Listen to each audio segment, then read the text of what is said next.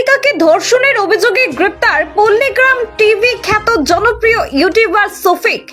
জনপ্রিয় ইউটিউবার তথা পল্লীগ্রাম টিভির হিরো সফিক গ্রেপ্তার রেজিনগর থানা পুলিশের হাতে। অভিযোগ, একটি মেয়েকে মিথ্যা প্রলোভন দেখিয়ে সেই সঙ্গে বিয়ের প্রতিশ্রুতি দিয়ে দীর্ঘদিন শারীরিক সম্পর্ক করে। পরবর্তীতে মেয়েটি তার বাড়ির লোকজনকে জানালে পরিবারের লোকজন সফিকের সাথে যোগাযোগ করতে চাইলে কোনো রকম উত্তর পাওয়া যায়নি। এরপর সফিকের বিরুদ্ধে মামলা করা হয়, আর এর ভিত্তিতেই গতকাল রাতে তাকে তাহিরপুরের একটি হোটেল থেকে গ্রেপ্তার করে রেজিনগর থানার পুলিশ। এ বিষয়ে ওই নাবালিকার বাবা কি বলছেন শুনুন। মাঝে সাঝে আসে আমাদের কে ওই সখী। কি কারণে আসতো? এমনি আসে দিয়ে আস্তে আস্তে যাইতে বললো তোমাকে আমি বিয়ে করবো। হ্যাঁ, বিয়ে নাই করে আমরা লিখে যাই খুব করে।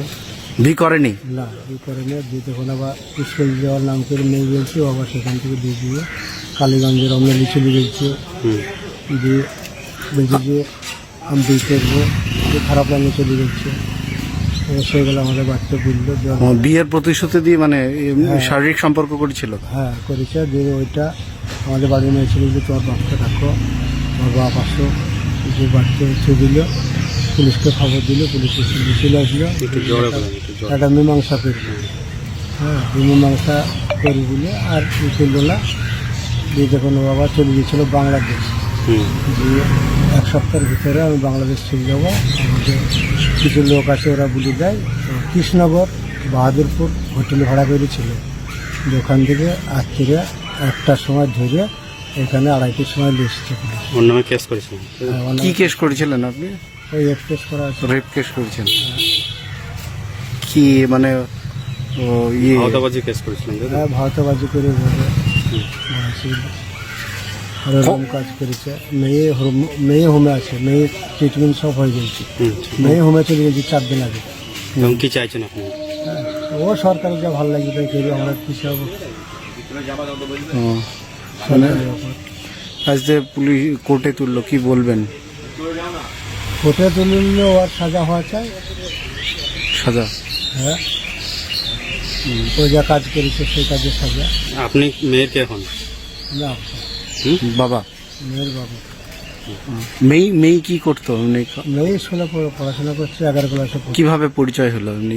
পরিচয় ওর সঙ্গে তো হয় না। জানপুরের একজন মেয়েকে খুব জ্বালা যন্ত্রণা করতো। ওর আসল নাম হয়েছে আকেশ, ডাক নাম ভোলা। ওই যখন ওরকম করলো, মেয়ে এসে বাড়িতে বললো যে এই ব্যাপার।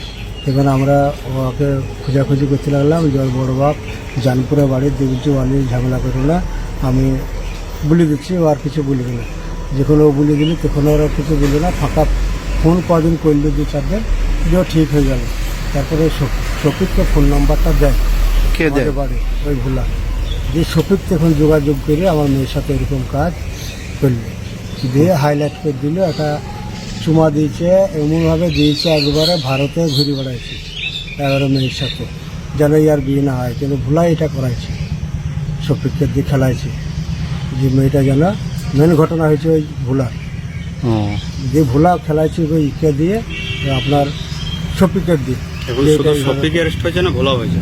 হ্যাঁ, আর 2 রাতে শফিক আর হয়েছিল। এবার শফিক বলছে ওসব বাদ দে বা ছেড়ে দিয়ে, এই শফিককে বলছে যে তোরা তুই পালিয়েছ। ভোলাও অ্যারেস্ট হয়েছে? হ্যাঁ, ভোলা অ্যারেস্ট হয়েছে। একই কেসে না? ওর নামে কি কেস করেছিলেন? হ্যাঁ, ওর নামে কেস করেছে। ওই তো ওকে নিয়ে বেড়াইছে। কজনের নামে কেস করেছিলেন? 3 জনের নামে। রবিউল বলে আছে পলসন্ডা বাড়ি, সে তাকে পাইলে সে পালিয়ে গেছে।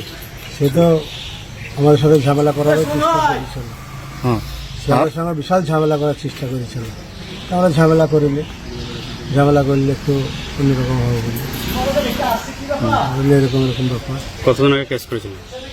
আমরা কেস করতে মনে হয় 4 দিন আগে। 4 দিন আগে?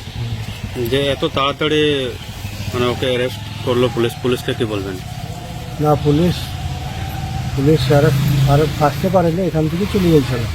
তো তারপরে পুলিশ আমরা কেস করলাম, যেগুলো কোথায় আছে বলো, তোমরা খোঁজলাম। আমরা খোঁজ নিলাম কোথায় আছে, খোঁজ নিয়ে যে আজকে তুলে নিয়ে আসা হয়ে গেল, যে পুলিশ চালান করে দিল। কোথা থেকে তুললো বললেন? ওকে বাহাদুরপুর জঙ্গলে হোটেল আছে সব। বাহাদুরপুরে? হ্যাঁ, বাহাদুরপুর হোটেলে ছিল, হোটেলে ভোলা আর ওই সখী দুজনাকে ওখান থেকে গ্রেপ্তার। আগে পুলিশের হোটেলে।